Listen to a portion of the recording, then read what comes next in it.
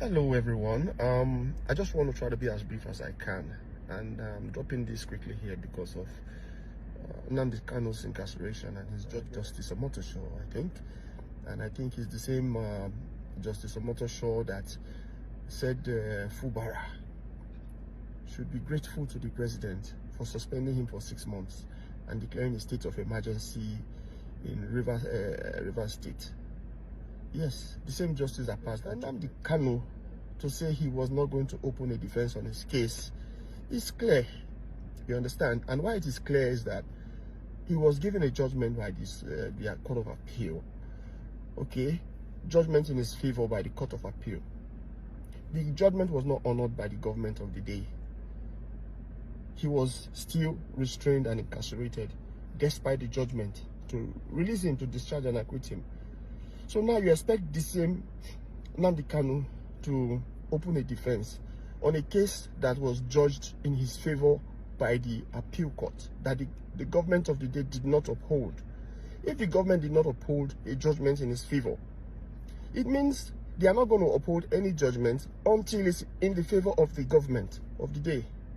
This same justice that is supposed to represent judgment in his matter, the same justice that said Fubara should be grateful to President Tinubu for declaring a state of emergency in Rivers State and suspending him as a governor.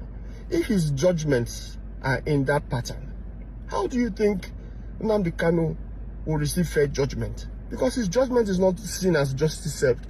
His judgment is seen as siding the government of the day.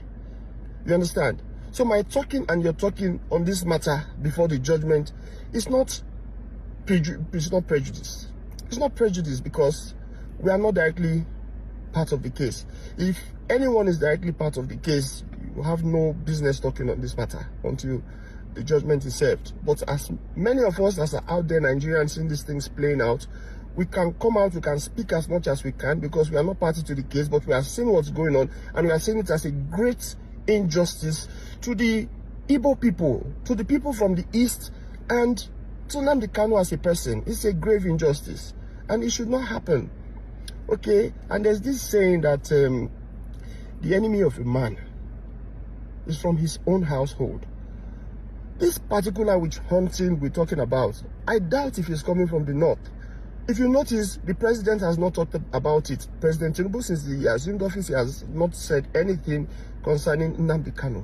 Do you know why that is? Because I believe there are some powers from the East that are behind it. I believe there is a quid pro quo situation between those powers and the government of the day. Quid pro quo. Do you know why that is? It is because Nnamdi Kanu, he's been very violent in his speech. And violence in your speech is democratic.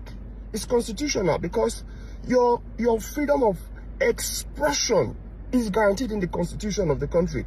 Freedom of expression is not just freedom of speech, it's freedom of how you tender your speech. You can be violent, whatever it is, you are expressing your pain and your grievances.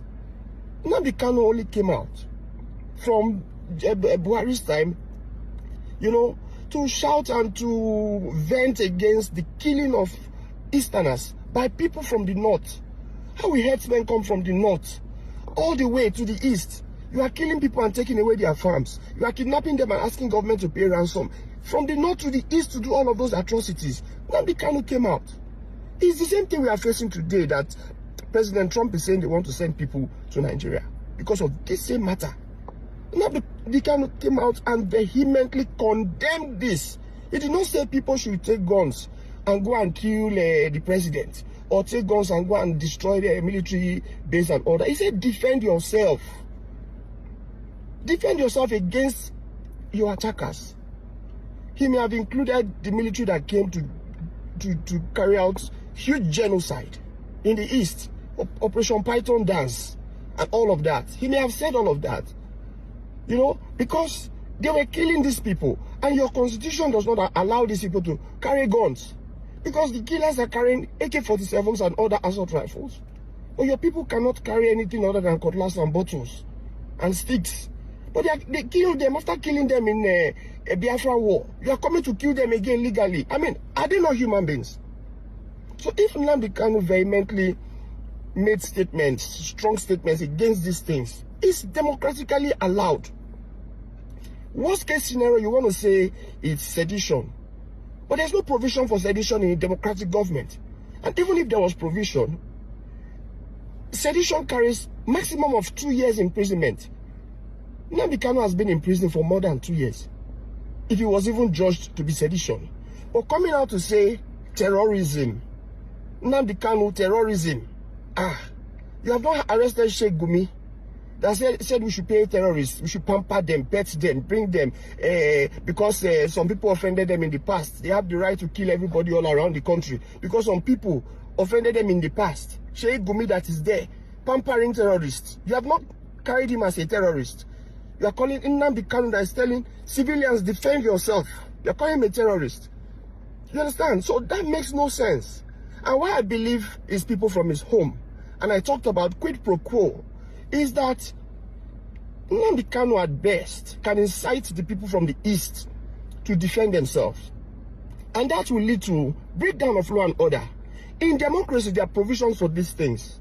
When there's breakdown of law and order all around the east, the president has the authority to declare a state of emergency in the east, whereby all politicians, all democratically elected offices will be taken over by the military. And there will now be a military takeover in the east to run the affairs of the east. Now you see where the quid pro quo can come from. It can come from the political elites in the east that are not ready to give up power. They don't want a situation where military will come and take over the leadership of the east. That's why they can be the ones behind this incarceration and trying to, take off the head of Nnamdi Kanu, because he will keep speaking for the emancipation of the people from the east.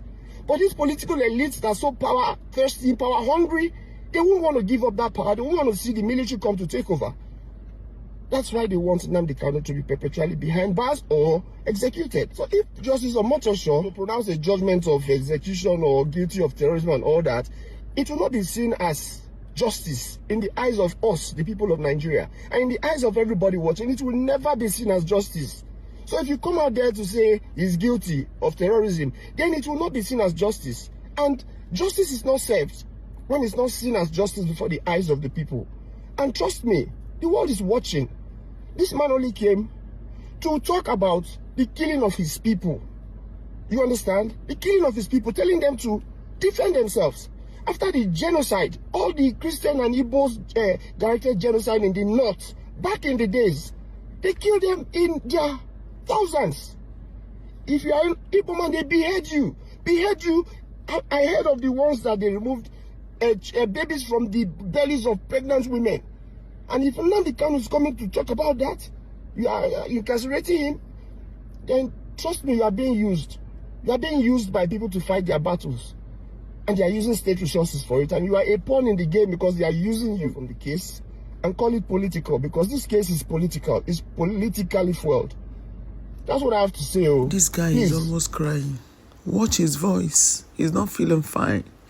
He was just being a man speaking, but he was trying to control tears coming out or maybe breaking down